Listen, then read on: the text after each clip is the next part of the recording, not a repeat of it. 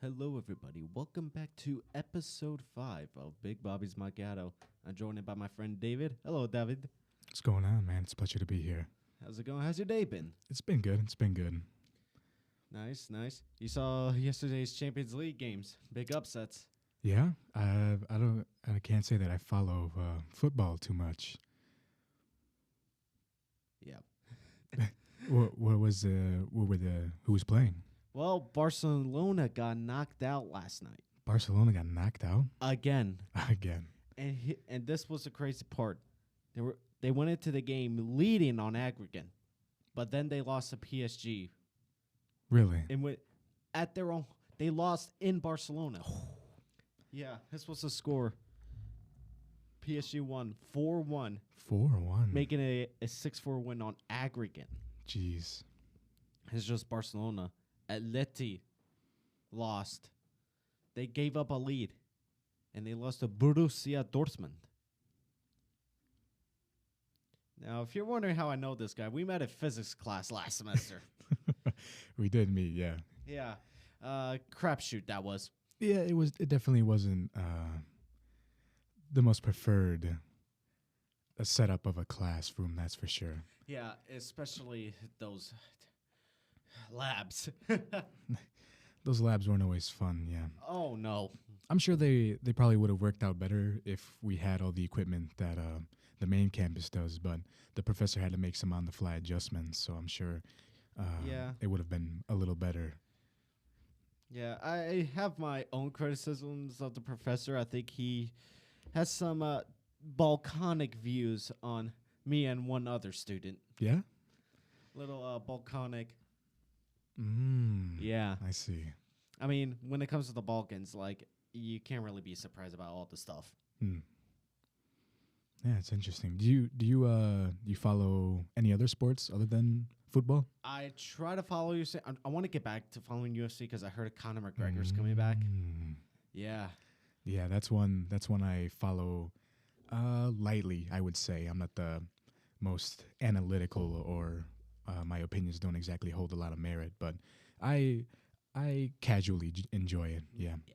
UFC 300, they just did it last Saturday, I believe. Yeah, it was around week. It was a big thing going Mhm. on, along with WWE. Like, That's event. right. The WrestleMania happens in April. Yeah, it was WrestleMania. Yeah. WrestleMania happens in April. Yeah, I loosely see things here and now and then about that one as well. I used to be a lot more into it when I was younger, but not so much anymore. Yeah. I mean, other than that, like when it comes to like combat sports, I just follow this one Albanian boxer called Florian Marku. Okay. He is he's now formerly the welterweight champion. He recently he lost. He recently just gotten his first loss. Every other game it was a win. Ooh. Yeah. Yeah, that's Which first losses are always rough. I know, but he's been fighting for years now. Mm. Yeah, and despite the loss, he's been a great boxer. Mm-hmm. Like one of the best Albanian boxers in a long time. Mm-hmm. Was it like a knockout loss, or was it a TKO or a decision? It was I believe it was a decision. Mm. Yeah. He's a strong fighter. Oh yeah. And he was a welterweight, right? Yeah, welterweight. Yeah. Welterweight. Do you know who he lost the championship to? It was pretty recently he lost. I believe, yeah. Florian Marku. He lost, he lost to British fighter Chris Congo. Mm. He went on for 10 rounds. 10 rounds, eh? Yeah. This is according to the Albanian news site Koha. Mm. Yeah, he lost in London. In London? Yeah, Ooh. at the O2 Arena. So, quote unquote, enemy territory right there. I mean, somewhat, yeah. I mean, he's one of those Albanians that grew up in England, so. Okay, I see. Because especially like Albanians born in Albania will tend to go to England. Whilst Okay. with my case, because I'm an Albanian from Kosovo, Mhm. we tend to go to either Austria, Germany, Switzerland, or the U.S. Okay, yeah, that's interesting.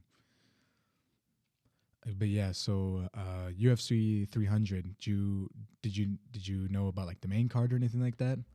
I know it was going on, but I didn't really have time to check it out. Mm, Probably because I was busy with other stuff. Yeah, for sure, yeah. No, so they had yeah, but I saw everybody was hyping it up. they had a BMF title fight between the at the time BMF champion Justin Gaethje versus Max Holloway, and then they had Yeah, Holloway headlining it as won. well a light heavyweight title bout between Alex Pereira and Jamal Hill, Yeah, and yeah, that was pretty exciting. So the BMF title fight, people weren't exactly sure how it was going to play because Max Holloway is a featherweight, I believe, moving up to light heavyweight, or excuse me, not light heavyweight, lightweight bout. And Yeah. the only other time he did that was to face Dustin Poirier for the interim lightweight title bout, and it didn't go too well for him that first time. So people were constantly pointing back towards that that bout with Dustin Poirier, especially since Justin Gaethje and Dustin Poirier fought for the BMF title in the first place, and Gaethje knocked him out with a head kick. wow. Hmm Yeah, So yeah. I'm just looking it up. Yeah, Conor McGregor is set to return for UFC 303. that's right, against Michael Chandler, I believe, correct? Yeah, which I know, like years ago when Conor was fighting, he was in the lightweight section. Similar to Khabib, but recently I've seen him in he bulked up. Yeah, he definitely bulked up, and there've been a lot of different stories about that. But the prevailing theory, allegedly, is that because he broke his either his ankle or his leg when he was fighting Dustin Poirier. Ooh. Yeah, he had to recover for that. The recovery for that is kind of long. I remember Anderson Silva once did something similar in his fight with Chris Weidman. So McGregor, allegedly, people are saying he took some steroids to help with the healing of the broken leg, to quicken that recovery process. And so people were like, "Oh, McGregor, you're looking kind of big." Yeah. But it's all allegedly. But I have seen the comparisons of when he was fighting in the UFC and then when he was recovering, and just the difference in muscle mass was definitely astonishing. He did not look like a 155-pounder, that's for sure. He was big. Yeah, but I'm not sure if he's gonna cut back to being a lightweight or if both of them are just gonna be heavyweights. Cause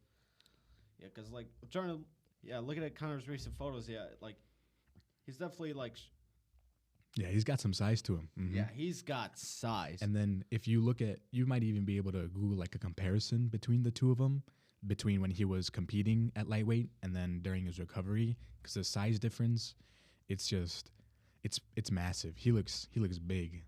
Yeah. Whew. Yeah. Look at that. Mm-hmm. Wow. And there was even a photo of him in a suit, in one of his suits, and he was practically popping out of his suits. Look at that. Yeah. Yeah. Because he was recently in a movie and the shirt looks a little bit tight. Mm-hmm. Yeah. Because trying to find that scene where that scene sort of got into a meme, or what's the movie called? Roadhouse. Yep, that's what it was. Roadhouse.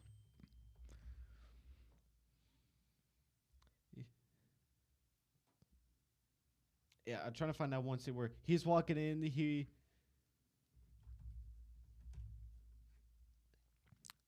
It was the trailer, correct? But even in the movie, he looked big. Yeah. Oh yeah, it was this scene where he's going to a party and Yeah. look how, of course, he just walks in and Mm-hmm. Yeah, I've seen that meme. Yeah. those shorts, they don't look like shorts. they just look like slightly large underwear. Mm-hmm. Yeah, the dude's definitely gained some mass, and so people are talking about that, and they're talking about if he's going to be the same coming back, or because ring rust is a popular belief in between fighters where after taking off a certain amount of time, you know, maybe you might not just be the same as you once were. And you know, unless you're Dominic Cruz, then you're definitely looking at a little bit of ring rust. But so we'll see. It should be definitely exciting. Yeah, but Connor, like, especially now, like, he looks scary. Yeah, it's a big dude. Yeah, crazy. Because like now, recently, like with the UFC in general, like we are seeing like a rise of like, especially like Chechen and Dagestani fighters dominating the scene. Oh yeah, for sure. Yeah, whether it be Islam Makhachev or Khamzat Chimaev, all of those types of fighters from that regional, and we've especially seen like ever since like Khabib was in the UFC, like we've just seen this dominance from fighters from that region in the world. Oh yeah, for sure. Yeah. Yeah, they have a tendency to produce some definite killers there, man. Yeah, because like originally from that part of the world, they had a very wrestling dominated culture. But ever since Khabib fought, it's become less of wrestling and more UFC MMA type fight. Oh yeah, for sure. And even I remember hearing Khabib point that out himself in an interview where he was talking about how a lot of his like wrestling teammates, you know, it used to be talks about them being Olympic gold medalists because that's what their original goal was, you know, because wrestling is extremely dominated by the Russian wrestlers. Like Olympic level wrestling is there's a lot of Russian gold medalists, and so that's originally what all like their ideas were. But then once they could see that Habib was able to transfer that skill set into mixed martial arts, you know, they thought they could all. I shouldn't say they thought they could all, but their idea is, you know, that's their newfound goal, their newfound desire is to replicate that in their own manner, but just, you know, UFC stardom and just, you know, really take over the mixed martial arts scene. And they've been fairly successful. Like you said, Islam Makhachev, you know, the lightweight champion, and I'm pretty sure the #1 pound for pound fighter they've got currently, second only to John Jones. And then Khamzat Chimaev, yeah. Although he's fighting out of the UAE, he was originally from Chechnya, Russia. Yeah, and his record 13-0. Yeah. Wow. Yeah, and a lot of those fights are very short because of just how absolutely dominant he is. So he can really, you know, wrestle people down, and he can take some punishment and really dish it out.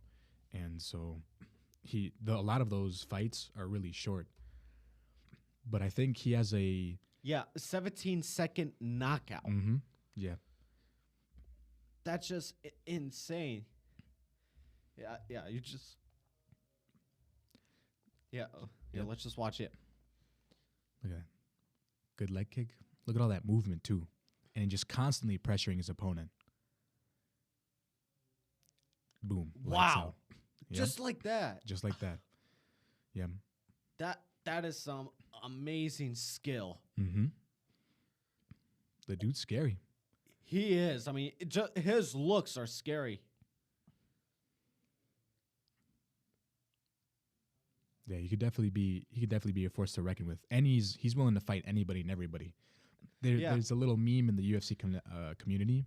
Oh, was it? Let's see. Makhachev's like, "Give me Mayweather." Woo!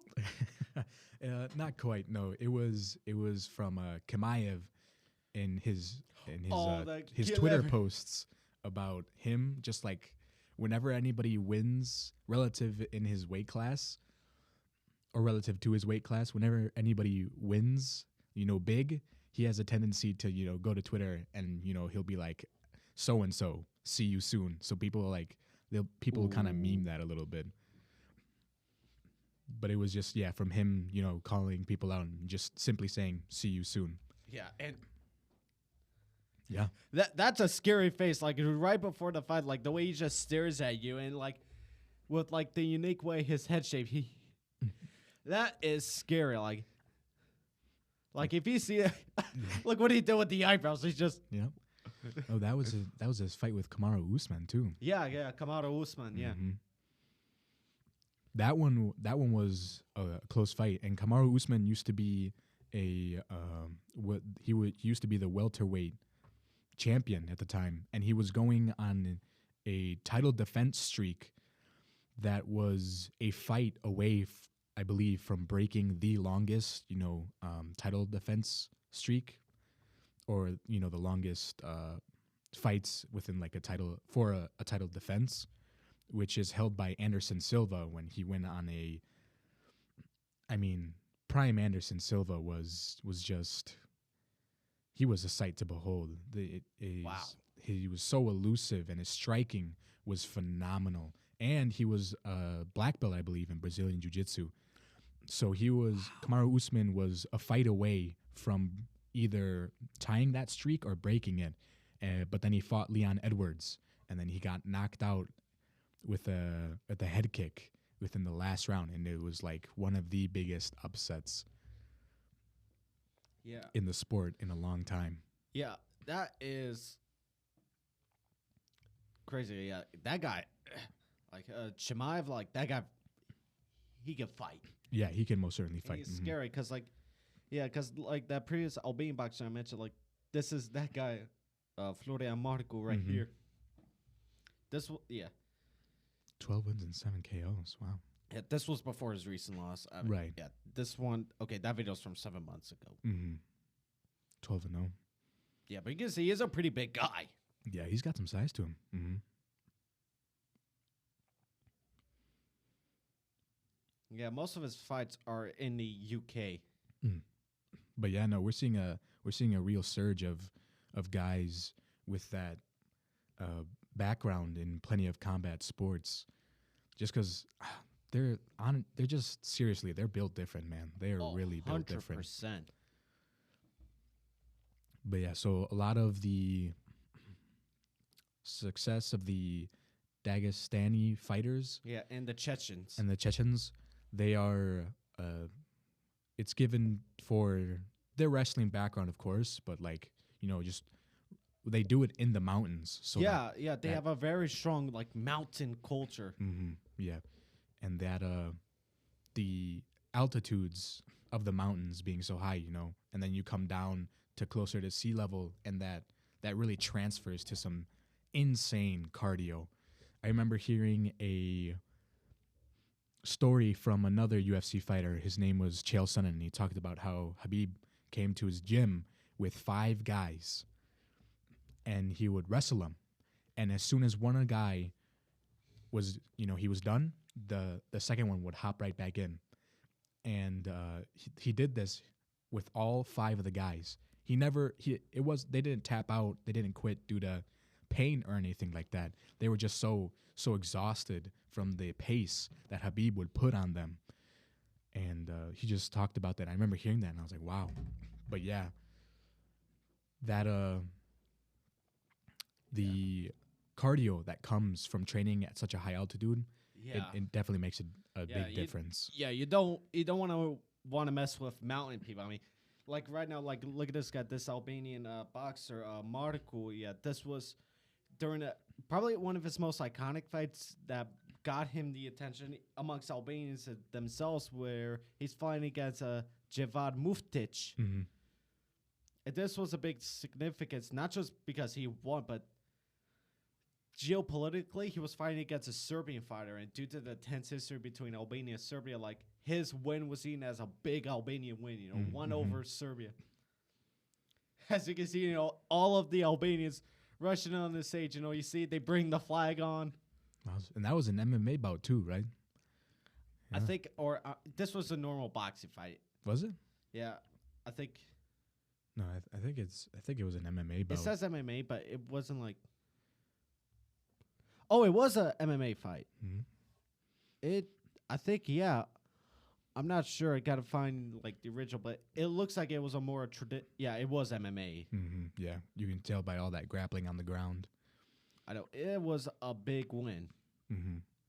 Yeah, and by the gloves as well.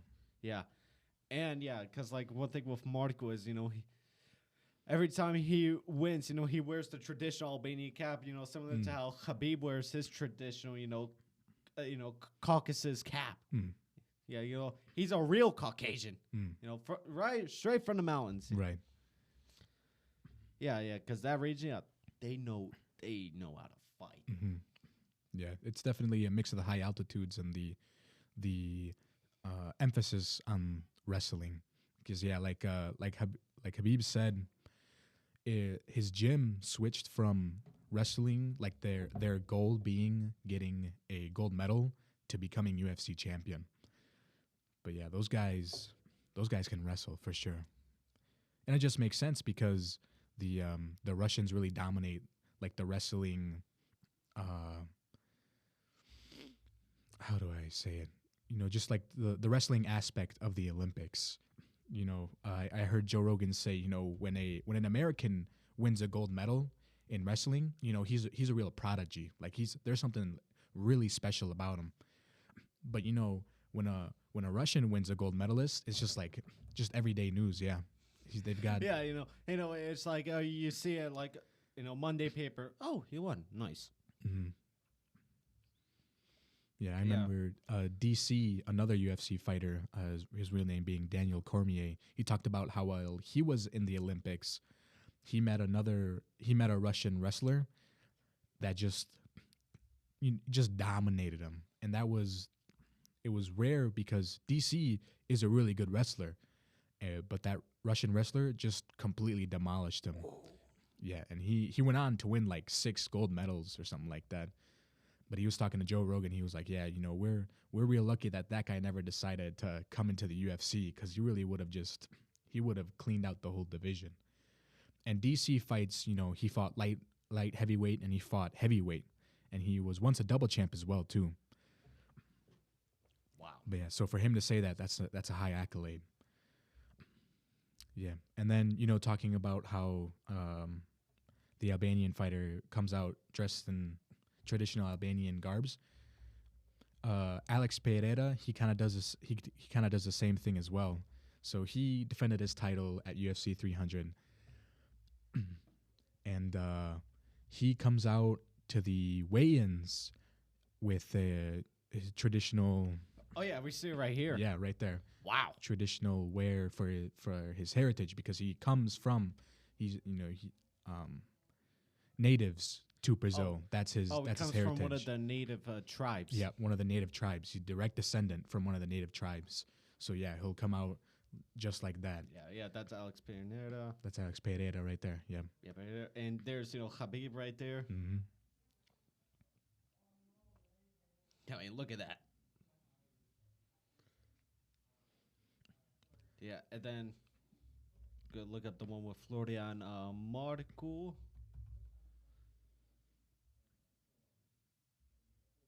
Or yeah, right there. Mm. Okay. Yeah. Yeah. Mm-hmm. It's crazy, like that sport, like just the amount of like intense fighting that certain fighters can have. It's honestly insane. Mm-hmm. It really is. So the Khabib's cap, that's like it's heritage. Let's see. I was always curious as to why he wore it. That region of the world. Mm-hmm. Okay, it's called it's called Papaha. Mm. It isn't just in Dagestan. It's throughout the whole Caucasus Mountains. Right. Okay. Because you can also see that, like it's also in Georgia and in Armenia. Mm-hmm. And that's traditional. Okay. I can't say I didn't know that. No, I was always curious as to why it's made by sheepskin. Mm-hmm. Yeah, it's mainly worn in that region of the world. Right, because they're usually sheep herders, no? Yeah. So It's originally based from its origins. I know, like the word itself comes from like one of the Turkic languages. Mm-hmm.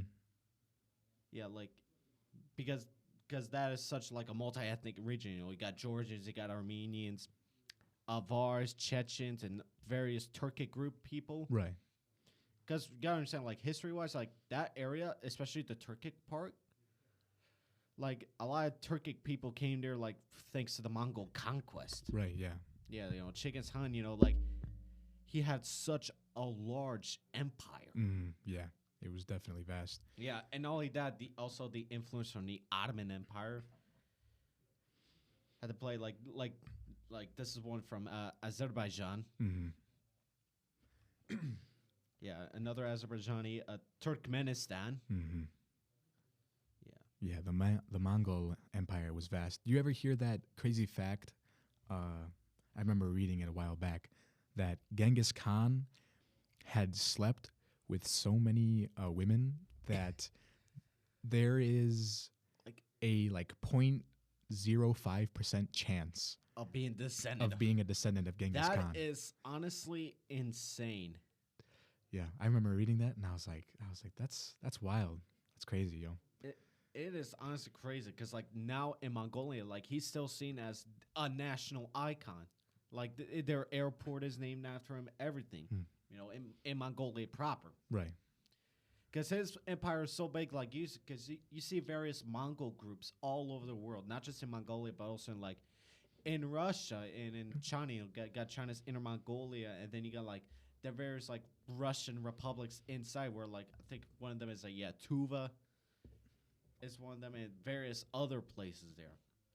Yeah. Which is honestly insane, how big that empire was. Because like here in the U.S., like in the West, where you see all the fantasizing of the old Roman Empire. Like the joke is like, how many times do you think about the Romans? Oh. Although I tend to not think too much of the Roman Empire. I just think of the Illyrians. Because they are also a notable group. Okay. Because history, like Illyrians came from the Balkans. Okay. While most of the Illyrian tribes has since gone, one of them still exists today.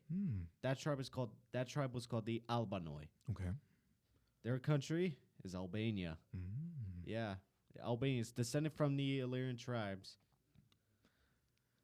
Yeah, that's wild. And then of course, you think about how thinking about empires, especially in the United States, our founding fathers had desired to set up a system similar to Greece, to the Greek Empire. So we look towards them a lot. Yeah, often. I mean, look at the architecture of government buildings. It was based off Greco-Roman architecture. The Congress Building, the White House. Exactly. Yeah, and then Washington, D.C., District of Columbia.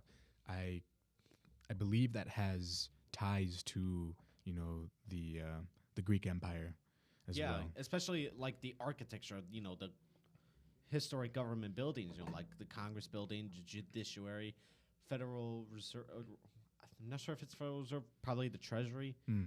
Yeah, like all of the iconic buildings there, is based off Greco-Roman architecture. Yeah. Because you gotta understand, at that time, they know how to build. Like, we are still finding out a way to replicate the exact concrete recipe that they use, because that stuff lasts. I mean, those buildings, they're still lasting today. Like, look at the Colosseum in Rome. Oh, yeah, for sure. They're impressive. Like, some of the technology that they use, we're still looking for a way to recreate it. Which I just find amazing, because, like, in Albania itself, I still see Roman influence. Like, I was in a Roman-style Colosseum in the coastal city of Durrës. And looking at that, it was like, whoa. Like, everybody talks about the ones in Rome, but you got to understand, the Romans, they built those types of buildings everywhere throughout the empire. For sure, yeah. And then it's interesting, too, because when we look back at history, we tend to think of people before us as primitive to a certain extent, and we think about we're by default better than them because they didn't have the technology that we have, and then that point really strikes it when you say we're still trying to recreate what they had. Yeah, not just concrete, but also this stuff called Greek fire, which was an effective military tool. Like some say we kind of already have it in the form of napalm, but it isn't the same as was once described in the history books that they wrote. Mhm. Because you gotta understand, like, how the Roman Empire is to us. You know, the pyramids of Egypt. Mhm. In Cleopatra's time, the pyramids was just as old as the Romans were to us. That far long ago, they were able to build that. Wow. It's insane because the techniques they use, we still use them in some form of a way, like lifting those cement blocks. We just use pulleys. Mhm. Like pulleys have been around for centuries, millenniums. Mhm. We still use it because it works. If it ain't broke, don't fix it, right? Yeah, exactly. We're like, looking at Albania, like looking at the architecture there, you see a mix of all that stuff, but the Roman influence, the Illyrian, Roman, and ancient Greek influences, you still see it today. And like in ancient sites, like especially in the stuff like you go to like Buntrint and such in those eras, it's crazy how much history is there, especially mostly Europe, because a lot of the buildings in Europe they're older than the U.S. Mm-hmm. For sure, yeah. Because they've been longer, they've been around longer, and that's interesting to think about too. Is the U.S. is only like 300, like a little less than over. 250 years old. Yeah, that's right. Yeah, it's less than 250 years old, and then you think about something like England that has been around for Ages. ages. Or like there's cases of Roman coins ending up in India. It's what? Yeah, just a little coin older than the entire history of this place. Mm-hmm. Yeah, it's wild to think about. And then like the fact about honey, how it never expires. Yeah. So the honey you could be having. Like somebody found honey in one of the pyramids in Egypt. It was still good. Mm-hmm. It doesn't expire. That is honestly amazing. It's crazy how, like, despite all this craziness of how our world is still like relatively small, Mm-hmm. which is honestly insane. Because like thinking about like considering with some of my connections over back in Kosovo and Albania, like when you have those moments when you realize, holy crap, I'm more closer to this guy than I would thought. It's Mm-hmm. honestly insane. Yeah, for sure. Yeah, because like like I have some like distant relatives, who were quite notable political figures in Kosovo Albania politics. Mm-hmm. Really? Yeah, my great grandfather's cousin was the ex-president. Wow. Yeah, which is honestly insane. Yeah, because like even today, like especially on my dad's side, I have some more political connections, especially with the ruling party, which is called Vevendoise, which means self-determination. In which, in the 3 years that they've been in charge, a bunch of progress has been made. Visa liberalization was the biggest one. In fact, just of yesterday, the Parliamentary Assembly of the Council of Europe has just accepted our vote to become a member. Wow. Yeah, we're joining the Council of Europe, which is crucial as that's a de facto step to join the EU. Mm-hmm. Wow. Yeah, it's honestly insane. Because it's still a relatively new country, right? Yeah, especially. Yeah, we've only been independent for 16 years. 60 years? 16. 16. 2008. Holy cow. Yeah, that's 2008. Jeez. I know. I was 5 years old then. Yeah. Despite that short history, we've done a lot. Hmm. Yeah, but thanks for joining in on today's show. Yeah, of course. My pleasure. Thanks for having me. Have a nice day, and we will see you on the next episode of Big Bobby's Macchiato. Goodbye.